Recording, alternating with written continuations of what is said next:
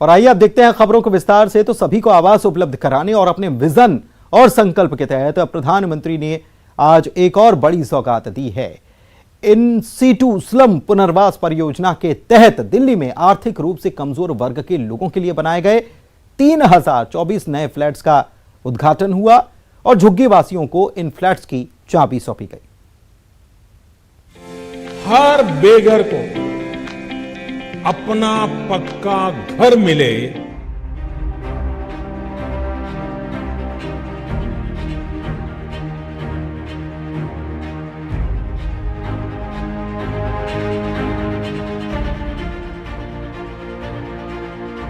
वर्षों से जो परिवार दिल्ली की झुग्गियों में रह रहे थे, आज उनके लिए एक प्रकार से जीवन की नई शुरुआत होने जा रही है।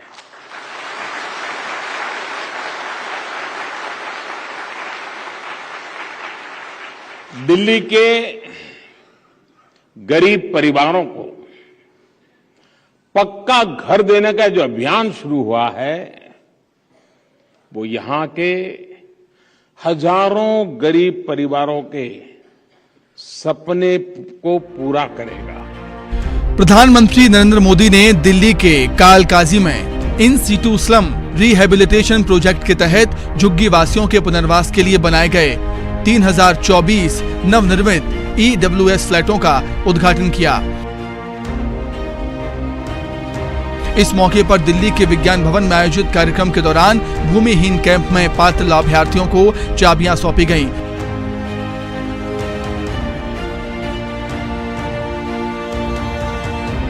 सभी के लिए आवास उपलब्ध कराने के लिए प्रधानमंत्री के विजन के मुताबिक दिल्ली विकास प्राधिकरण 376 झुग्गी झोपड़ी समूहों में इन सीटू झुग्गी पुनर्वास का काम कर रहा है।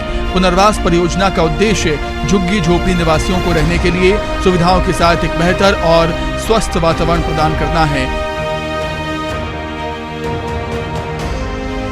DDA कालकाजी एक्सटेंशन, जिलोरवाला बाग और कठपुतली कॉलोनी में ऐसी 3 परियोजना शुरू की हैं। परियोजना का पहला चरण पूरा हो चुका है और 3024 फ्लैट रेडी टू मूव हैं। मैं कभी नहीं सोचा था मेरे घर होगा, मैं मोदी जी से इतना मिल पाऊंगा, ये तो मैं पता नहीं सपने में कभी नहीं सोचा था मेरे साथ ऐसा होगा। अब मैं बहुत खुश हूँ। कभी नहीं सोचा था कि अपना घर होगा, अपना फ्लैट होगा, ऐसा कभी नहीं सोचा था हमने। बच्चों का भविष्य अब सुरक्षित है। हाँ, बच्चों का भविष्य सुरक्षित है, उनका आने वाला फ्यूचर में बोल पाएंगे कि अपना घर। इन 3024 फ्लैट्स के निर्माण में लगभग 345 करोड़ रुपए की लागत आई है। ये flats vitrified floor tiles, ceramic tiles और उदयपुर ग्रीन मार्बल्स काउंटर जैसी सुविधाओं से लैस हैं। इसके अलावा सामुदायिक park, electric sub station, sewage treatment plant, दोहरी पानी की पाइपलाइन, लिफ्ट और साफ पेयजल के लिए भूमिगत जलाशय जैसी सार्वजनिक सुविधाएं यहाँ पर मौजूद हैं। Bureau report, news 18। Digvijay Singh की मनाही के बावजूद मध्य प्रदेश कांग्रेस कमेटी प्रचार के बैनर पोस्टर में उनकी तस्वीर का इस्तेमाल कर रही है। भारत जोड़ो यात्रा के पैम्पलेट पर तो दिग्विजय सिंह की तस्वीर नजर आ ही रही है, साथ ही PCC दफ्तर के बाहर लगाए गए विशाल होर्डिंग में भी उनकी तस्वीर है। उधर बीजेपी ने इसे लेकर भी तंज कसना शुरू कर दिया है।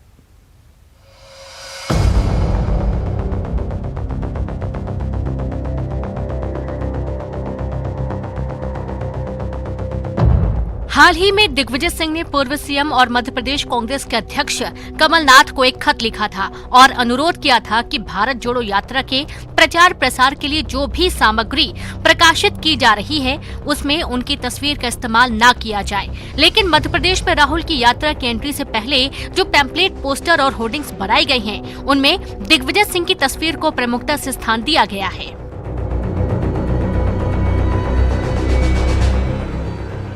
दिग्विजय सिंह के अनुरोध के बाद भी जो PCC के द्वारा पंपलेट तैयार किए गए हैं भारत जोड़ो पदयात्रा के, उसमें पहले पन्ने में आप देख सकते हैं कि किस तरीके से राहुल गांधी और प्रियंका गांधी का फोटो लगाया गया है। लेकिन इसी पंपलेट में पीछे की तरफ कमलनाथ के साथ दिग्विजय सिंह और नेता प्रतिपक्ष गोविंद सिंह का फोटो भी लगाया गया है। भारत जोड़ो यात्रा के पैम्पलेट पर कमलनाथ, दिग्विजय सिंह और गोविंद सिंह की तस्वीर नजर आ रही है। जबकि दिग्विजय सिंह ने सुझाव दिया था कि सिर्फ राहुल गांधी, सोनिया गांधी, मल्लिकार्जुन खड़गे और कमलनाथ की तस्वीर ही लगाई जानी चाहिए। उधर कांग्रेस दफ्तर के बाद लगाए गए मेगा होर्डिंग्स में भी दिग्विजय सिंह सहित तमाम नेताओं की तस्वीर है। गृह मंत्री नरोत्तम मिश्रा ने इसे लेकर कमलनाथ और दिग्विजय सिंह पर भी तंज कसा। अब ये उन दोनों की आपस की खींच है, जो वो कहेंगे वो ये नहीं मानेंगे, जो वो करेंगे तो कमलनाथ जी नहीं मानेंगे। तो ये दोनों का है, वो एक दूसरे की मान ही नहीं रहे, पता नहीं क्या हो गया है। उन्होंने कहा कि ये दोनों एक दूसरे की नहीं सुनते हैं। हैरत की बात यह है कि भारत जोड़ो यात्रा को लेकर कांग्रेस दफ्तर के बाहर लगाए गए होर्डिंग्स में दर्जन भर नेताओं की तस्वीर है, जिसमें दिग्विजय सिंह भी शामिल हैं। लेकिन इस मेगा होर्डिंग्स में राष्ट्रीय अध्यक्ष मल्लिकार्जुन खड़गे की तस्वीर ही गायब कर दी गई है। जाहिर है इसे लेकर भी अटकलों और सियासी बयानबाजी का दौर तेज हो गया है। अनुराग श्रीवास्तव, न्यूज़ 18 भोपाल। इधर उमा भारती के बाद अब बीजेपी के एक और नेता पूर्व मंत्री ने सूबे में शराब बिक्री के खिलाफ अपनी आवाज को बुलंद कर दिया है।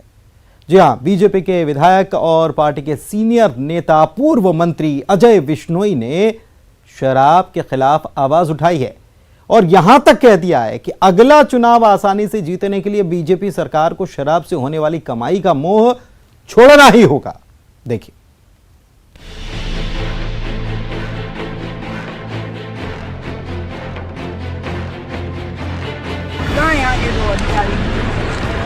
क्या मध्य प्रदेश में शराब की बिक्री विधानसभा चुनावों में बीजेपी के लिए चुनौती साबित होगी?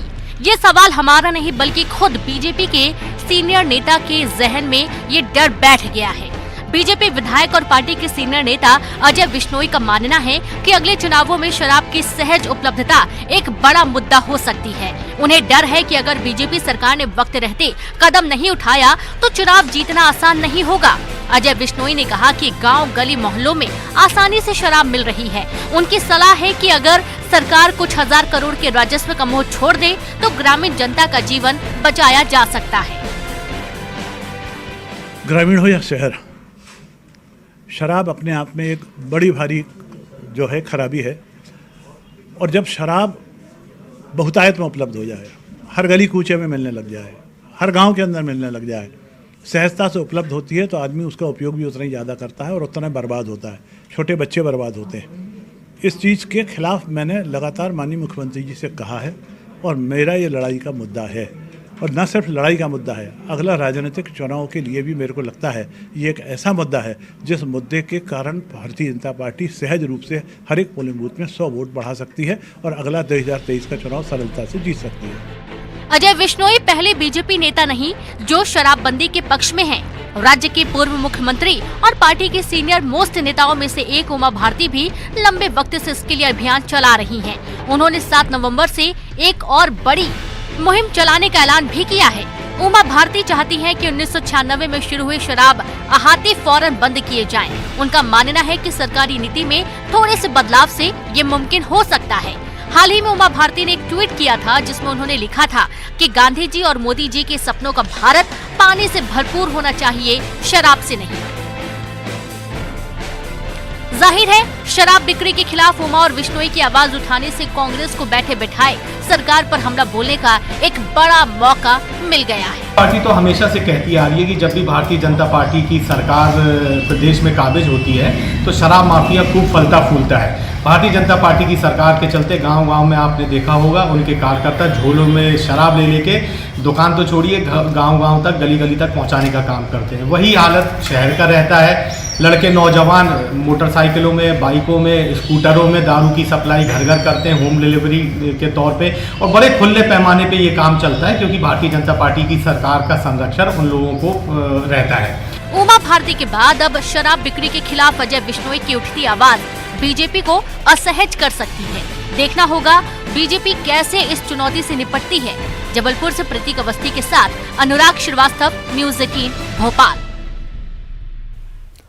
सियासी मुद्दा बनाने के लिए सिर्फ एक बहाना काफी है, खासकर जब मौसम चुनावी हो। छत्तीसगढ़ में इन दिनों ऐसा ही हो रहा है। मुद्दा छोटा हो बड़ा हो, सियासत जमकर चल रही है। आलम यह कि अब छत्तीसगढ़ में तारी की मूर्ति पर भी राजनीतिक रोटी सेकी जा रही है। बीजेपी सह प्रभारी नितिन नवीन कह रहे हैं कि क्या मूर्ति लगाने से सब कुछ हो जाएगा? क्या होगा मूर्ति लगाने से जब महिला उत्पीड़न और शराबबंदी समेत तमाम मुद्दों पर सरकार फेल है। उधर इनके बयान पर मंत्री अमरजीत भगत का जवाब आया। छत्तीसगढ़ की सियासी लड़ाई में अब छत्तीसगढ़ महतारी की मूर्ति की दुहाई भी दी जाने लगी है। मूर्ति के अनावरण को 24 घंटा भी नहीं बीता कि इसे राजनीतिक मुद्दा बना लिया गया। जी हां, मंगलवार की शाम ही सीएम भूपेश बघेल ने रायपुर में छत्तीसगढ़ महतारी की 11 फुट ऊंची और 1200 किलो वजनी कांस्य प्रतिमा का अनावरण किया था। सीएम ने इस प्रतिमा को राज्य की अस्मिता, सम्मान और स्वाभिमान का प्रतीक बताया। लेकिन अब इसी प्रतिमा के बहाने बीजेपी ने सरकार को घेरने की शुरुआत कर दी है। पार्टी के सह प्रभारी नितिन नवीन ने छत्तीसगढ़ महतारी की प्रतिमा के बहाने महिला उत्पीड़न और शराबबंदी का मुद्दा छेड़ दिया। उन्होंने कहा कि क्या मूर्ति लगाने से क्या महिलाओं का सम्मान बढ़ जाएगा। लगे हाथों उन्होंने ये भी ऐलान कर डाला कि बीजेपी महिला मोर्चा ने सरकार को घेरने की रणनीति बना ली है। मूर्ति लगाने से क्या होगा? जो महिलाएं यहाँ पर हैं उनके साथ तो आप विश्वासघात कर रहे हैं, और मूर्ति किसका लगाएंगे? मूर्ति लगाने से क्या महिलाओं का सम्मान बच जाएगा? क्या महिलाओं के साथ जो शराबबंदी के कारण जो परेशानी पैदा हो रही है, लगातार महिलाओं का उत्पीड़न हो रहा है, उससे बच जाएगा क्या? जो काम आपका है महिलाओं को सुरक्षा देना, महिलाओं का आपने संकल्प लिया था शराबबंदी का, जो गंगा का जल का कसम खाया था, उस शब्दों को जवाब दीजिए। मूर्ति लगाने से इन सब चीजों का सवाल का जवाब नहीं आने वाला है। सरकार में छत्तीसगढ़ियावाद देखने को मिल रहा है, ये आपके शब्दों में है। हम तो भारतीय हैं और भारतीयवाद को लेके चलते हैं। छत्तीसगढ़िया निश्चित रूप से छत्तीसगढ़ की कल्पना को साकार किया तो अटल बिहारी वाजपेयी जी ने किया। ये तो केवल उसकी राजनीति रोटी सेक रहे हैं। हालांकि नितिन नवीन को मंत्री अमरजीत भगत करारा जवाब भी दे डाले। उन्होंने कहा कि बीजेपी शासित राज्यों में महिलाएं सुरक्षित नहीं। अमरजीत भगत ने नितिन नवीन के बयान को सिर्फ राजनीति से प्रेरित बताया। नितिन जी का पूरा बयान राजनीति से प्रेरित है। राजनीति के अलावा इसमें कुछ और बात नहीं है। रहा सवाल अटल बिहारी वाजपेयी जी का, उनका हम लोग सब सम्मान करते हैं, बल्कि भारतीय जनता पार्टी उनका सम्मान नहीं करती है। विभिन्न मौकों पे देखा गया है और शराबबंदी के दिशा में हम लोग बढ़ रहे हैं। कमेटी इसमें बना हुआ है। कमेटी जब सिफारिश करेगी तो उस पर विचार किया जाएगा। रहा सवाल महिलाओं की सुरक्षा का, किस प्रकार से उत्तर प्रदेश में केंद्रीय मंत्री का बेटा गाड़ी चढ़ा देता है, वो आज तक मंत्री बने हुए किस मुंह से बात करते हैं? इनका तो कोई हक ही नहीं बनता है बात करने का। छत्तीसगढ़ महतारी की प्रतिमा स्थापित करने का उद्देश्य राज्य की लोक संस्कृति को बढ़ावा देना और माटी की परंपराओं को मजबूत करना है। राज्य के सभी जिलों में छत्तीसगढ़ महतारी की प्रतिमा लगाने का फैसला भी लिया गया। इसे छत्तीसगढ़ियावाद को बढ़ावा देने से भी जोड़ा जा रहा है और बीजेपी का कहना है कि वो भारतीयवाद को लेकर चलती है। लेकिन सवाल ये है कि इस वाद विवाद में असल मुद्दे पीछे ना छूट जाएं। देवव्रत भगत, न्यूज़ 18 भोपाल। सीएम भूपेश बघेल ने मंगलवार को रायपुर में छत्तीसगढ़ महतारी की प्रतिमा का अनावरण किया और अब बीजेपी ने आज महतारी हुंकार रैली का पोस्टर जारी किया। अब सूबे की सियासत में महतारी नाम के राजनीतिक लड़ाई शुरू होती जा रही। चुनावी सीजन में छत्तीसगढ़ की सियासत नित नए नए रंग दिखा रही है। बीजेपी और कांग्रेस में हर मुद्दे पर एक दूसरे को घेरने की ऐसी होड़ मची है कि सियासी माहौल काफी गर्मा चुका है। अगर कांग्रेस छत्तीसगढ़ियावाद की बात कर रही है तो बीजेपी भारतीयवाद की। अगर कांग्रेस राम वन गमन परिपथ की बात करती है तो बीजेपी मुंह में राम और मन में रावण के आरोप लगाती है। और तो और अब छत्तीसगढ़ महतारी भी सियासी जंग के बीच खड़ी हैं। एक तरफ जहां कांग्रेस सरकार छत्तीसगढ़ महतारी की प्रतिमा स्थापित कर रही है तो दूसरी तरफ बीजेपी महतारी हुंकार रैली का पोस्टर जारी कर रही है। रायपुर में छत्तीसगढ़ महतारी की विशाल प्रतिमा के अनावरण के ठीक अगले दिन बीजेपी ने महतारी हुंकार रैली का पोस्टर जारी कर दिया। 11 नवंबर को बिलासपुर में बीजेपी ये रैली निकालेगी, जिसमें महिलाओं के खिलाफ अपराध, शराब और यौन हिंसा जैसे बड़े मुद्दों को लेकर सरकार को निशाने पर लेने की तैयारी है। कि हम शुरू से छत्तीसगढ़ी संस्कृति को लेकर चलते रहे हैं और ये महतारी हुंकार छत्तीसगढ़ के माताओं की ये हुंकार है कि किस प्रकार से आज राज्य में अपराध बढ़े हैं, आपराधिक घटनाएं बढ़ी है और नशे और शराब के कारण किस प्रकार की प्रताड़ना उनको झेलनी पड़ रही है, और इसलिए ये महतारी हुंकार रैली का नाम हमने दिया है। देखिए, भारतीय जनता पार्टी लगातार विभिन्न कार्यक्रमों के माध्यम से जनता के बीच रहती है। उधर कांग्रेस भी लगातार बीजेपी के हर वार का पलटवार कर रही है। महिलाओं के खिलाफ अपराध पर बीजेपी के आरोपों पर कांग्रेस का कहना है कि बीजेपी शासित राज्यों में ज्यादा अपराध हैं। कांग्रेस ने बीजेपी की महतारी हुंकार रैली पर भी निशाना साधा है। देखिए, चाहे हुंकार रैली के पोस्टर का विमोचन हो या फिर डॉक्टर रमन सिंह जी के द्वारा कांग्रेस सरकार के ऊपर में, मुख्यमंत्री के ऊपर में ट्वीट करके आरोप लगाना हो, जनता इस चीज़ को बेहतर ढंग से समझ रही है कि डॉक्टर रमन सिंह और भारतीय जनता पार्टी अवसरवादिता की राजनीति कर रहे हैं। पिछले 15 साल में इन्होंने जो किया छत्तीसगढ़ में कुशासन और भ्रष्टाचार का राज, और पिछले 4 साल में कांग्रेस की सरकार के द्वारा किए गए कार्यों का जनता तुलनात्मक अध्ययन कर रही है और देख रही है कि 15 साल के कुशासन के बाद में छत्तीसगढ़ में एक ऐसी सरकार आई है जो हर वर्ग का ख्याल कर रही है। युवाओं का आंदोलन किया था, 1 लाख लोगों को इकट्ठा करने की बात की, बमुश्किल 8,000 आए। इनके राष्ट्रीय अध्यक्ष आए, 50,000 का टारगेट किए, 5,000 लोग आए। तो इनकी हुंकार रैली भी पूरी तरीके से फ्लॉप साबित होगी। जनता भारतीय जनता पार्टी के चरित्र को समझ चुकी है और जनता का भरोसा भाजपा से उठ चुका है। कांग्रेस सरकार ने राज्य की अस्मिता, सम्मान और स्वाभिमान के प्रतीक के तौर पर छत्तीसगढ़ महतारी की विशाल प्रतिमा स्थापित की है, लेकिन बीजेपी का कहना है कि क्या मूर्ति स्थापित करने से महिलाओं का सम्मान बढ़ जाएगा। इसी सोच के साथ बीजेपी महतारी हुंकार रैली के जरिए सरकार को घेरने की रणनीति बना चुकी है। बहरहाल, रैली से बीजेपी को कितना सियासी फायदा मिलेगा ये कहना मुश्किल है, लेकिन इतना जरूर तय है कि चुनावी सीजन में सियासी लड़ाई के अलग अलग रंग जरूर देखने को मिलते रहेंगे। देवव्रत भगत के साथ bureau report, news 18 Raipur. T20 world cup 2022 में बुधवार को खेले गए मैच में भारत की बांग्लादेश के खिलाफ शानदार जीत हुई है। रोमांचक मुकाबला था। बारिश से इस मैच में बाधा भी हुई, लेकिन भारत ने जबरदस्त वापसी की और उसके बाद मैच को 5 रनों से जीत लिया। इस जीत के साथ ही भारत का सेमीफाइनल में टिकट पक्का ही माना जा रहा है।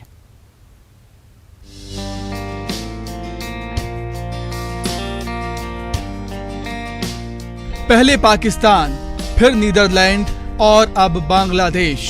T20 वर्ल्ड कप 2022 में भारत की तीसरी जीत। इस जीत के साथ भारत के अंक हुए 6 और ये 6 अंक T20 वर्ल्ड कप 2022 के सेमीफाइनल में पहुंचने के लिए काफी हैं।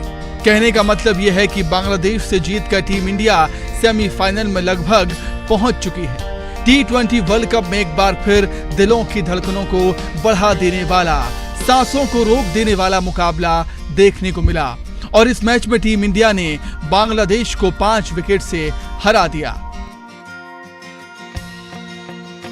इसके साथ ही टीम इंडिया सेमीफाइनल के बिल्कुल करीब पहुंच चुकी है। बांग्लादेश के कप्तान शाकिब अल हसन ने टॉस जीतकर टीम इंडिया को पहले बैटिंग का न्योता दिया। फॉर्म से जूझ रहे केएल राहुल ने शानदार वापसी की और मात्र 32 गेंदों में 50 रन ठोक डाले। इस मैच में विराट कोहली ने फिर साबित कर दिया है कि वो बड़े खिलाड़ी क्यों हैं। विराट ने 44 गेंदों में 64 रनों की पारी खेली। कोहली T20 वर्ल्ड कप में सबसे ज्यादा रन बनाने वाले बल्लेबाज बन गए हैं। उन्होंने श्रीलंका के पूर्व कप्तान महिला जयवर्धने का रिकॉर्ड तोड़ा, जिन्होंने 31 मैच में 1016 रन बनाए थे। किंग कोहली एक बार फिर मैन ऑफ द मैच रहे। इस मैच में कोहली ने शानदार पारी खेलते हुए कई रिकॉर्ड भी अपने नाम किए। T20 वर्ल्ड कप में सबसे ज्यादा रन महिला जयवर्धने को पछाड़ा। 25 मैचों में बनाए 1065 रन। आईसीसी वर्ल्ड कप में सबसे ज्यादा अर्धशतकीय पारी। कोहली ने बनाए 23 अर्धशतक। ऑस्ट्रेलियाई सरजमीन पर सबसे ज्यादा रन। केएल राहुल के आउट होने के बाद सूर्या और कोहली ने पारी को संभाला। शानदार फॉर्म में चल रहे सूर्य कुमार यादव की छोटी लेकिन विस्फोटक पारी देखने को मिली। सूर्य कुमार यादव ने मात्र 16 गेंदों पर 30 रन बनाए और भारत ने 20 ओवर में 6 विकेट खोकर 184 रन बनाए। जवाब में बांग्लादेश के ओपनर लिटन दास ने जबरदस्त शुरुआत की। लिटन दास ने मात्र 27 गेंदों पर 60 रन बनाए और भारत की कमर तोड़ कर रख दी। लेकिन फिर बारिश शुरू होने के बाद खेल रोक दिया गया। उससे पहले बांग्लादेश ने 7 ओवर में 66 रन बना लिए थे और उसका कोई भी विकेट नहीं गिरा था। बहरहाल बारिश रुकने के बाद बांग्लादेश को डकवर्थ लुइस के तहत 16 ओवर में 181 रन का रिवाइज्ड टारगेट मिला और यहीं से रोहित की टीम ने खेल पलट दिया। बारिश के बाद भारतीय टीम ने मुकाबले में वापसी की और बांग्लादेशी टीम को 145 रनों पर रोककर मुकाबले को 5 रनों से जीत लिया। भारत की ओर से अर्शदीप और हार्दिक पांड्या ने 2-2 विकेट लिए। मैच आखिरी ओवर तक गया। आखिरी ओवर में जीत के लिए 20 रन चाहिए थे और अर्शदीप ने 14 रन ही दिए। इस वर्ल्ड कप में भारतीय टीम 4 मैचों में 3 जीत और 1 हार के साथ 6 अंक लेकर ग्रुप 2 में पहले नंबर पर आ गई है। बांग्लादेश तीसरे और साउथ अफ्रीका दूसरे स्थान पर है। इस मैच में जीत हासिल करने के बाद भारत के लिए अब सेमीफाइनल में प्रवेश की राह काफी आसान हो गई है। इस मुकाबले के बाद बांग्लादेश का आखिरी मैच पाकिस्तान से है और भारत को जिम्बाब्वे से खेलना है। अब उम्मीद है कि भारत सुपर 12 के अपने आखिरी मैच में जिम्बाब्वे को भी हराए और सेमीफाइनल में पहुंचकर वहां भी जीत दर्ज करे। News 18 network.